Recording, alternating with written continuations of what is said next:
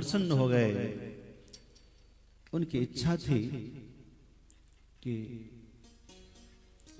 मेरे वैसे तो पति नहीं रहे, प्रभु मैं चाहता हूं कि एक आपका भक्त, एक संत मेरा पुत्र होता तो भक्ति करके मेरे पूरे कुल का उद्धार कर देता, जगत में श्री राम नाम का यश स्थापित करता। यही कामना, और कोई कामना नहीं। भगवान ने आशीर्वाद दिया, यदि ऐसी बात है तो होगा, तथास्तु। भगवान का आशीर्वाद मिला और कन्या को गर्भ के लक्षण दिखे। आसपास आपको तो पता है, समाज में घर में बेटी रहे विधवा पुत्री, इससे बड़ा कोई दुख नहीं है। शास्त्र में भी घर में यदि विधवा पुत्री है तो इससे बड़ा कोई दुख नहीं है। पुत्री दुखी है, इससे बड़ा कोई दुख नहीं। तो वामदेव जी को कोई पुत्र नहीं है, एक ही पुत्री है, वह भी विधवा है।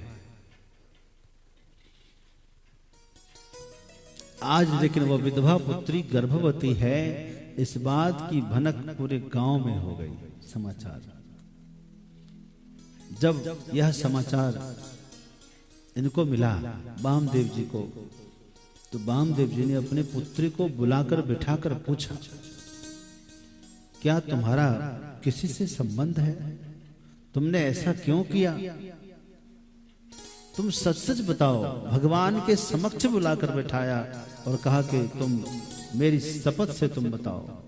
उसने कहा, पिताजी आपने जब से कहा था ठाकुर जी की सेवा करो, और ठाकुर जी की पास बैठा हूं, मुझे शपथ है मैं भगवान के सिवा किसी को नहीं जानता। मेरी इच्छा थी कि मेरा पुत्र हो जो जगत का कल्याण करे, कोई संत भक्त का जन्म हो मेरे उदर से। लेकिन ये सपना तो मेरे पति के जाने के बाद समाप्त हो गया था। भगवान प्रकट होकर पूछे, मैंने बताया मेरी इच्छा, तो भगवान के आशीर्वाद, भगवान ने आशीर्वाद दिया, भगवान के आशीर्वाद से ही हुआ। फिर भी रात में उनको नींद नहीं आई वामदेव जी को कि समाज में क्या बात होगी। तब स्वप्न में भगवान दर्शन दिए, कहा कि तुम चिंता ना करो, मेरा आशीर्वाद से ही पुत्र हुआ है, मेरा अंश ही इसके गर्भ में है, इसके पेट में है। जब ठाकुर जी ने स्वयं कह दिया तो फिर वामदेव जी का सारा संशय समाप्त हो गया। पर चाहे जो कुछ भी कहे लोग, उससे हमें कोई मतलब नहीं है, हमें तो हमारे भगवान से मतलब है। भगवान ने कह दिया तो हम इसको सच मानेंगे, और यही हुआ। लोग भले, लोग दुनिया के कुछ भी कहे, हमें उससे क्या करना है। बस हमें तो बस ठाकुर जी ने अपनाया है मेरी पुत्री को, इस बात की बड़ी खुशी हुई कि स्वयं भगवान ने मेरे पुत्री को आशीर्वाद दिया, अपना लिया है, यानी कि मेरे दामाद स्वयं भगवान बन गए। इसकी बड़ी कोई खुशी क्या बात है। तो वामदेव जी बहुत प्रसन्न हुए, इतने प्रसन्न हुए कि जैसे पुत्रोत्सव मनाते हैं। जब कन्या को पुत्र हुआ तो पुत्रोत्सव मनाया गया।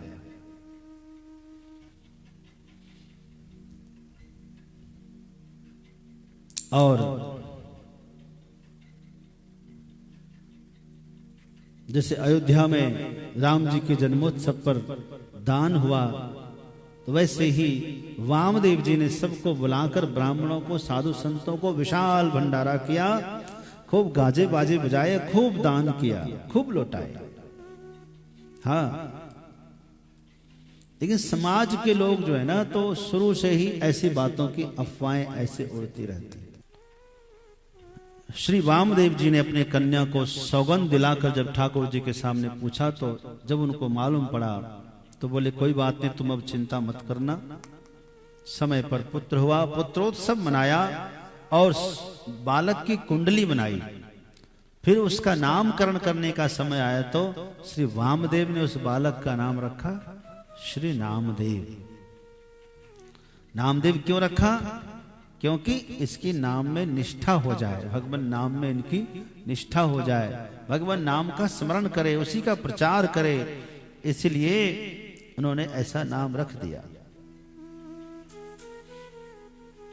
और कुंडली में ऐसा था कि भगवान नाम निष्ठ होगा, इसलिए नामदेव रखा।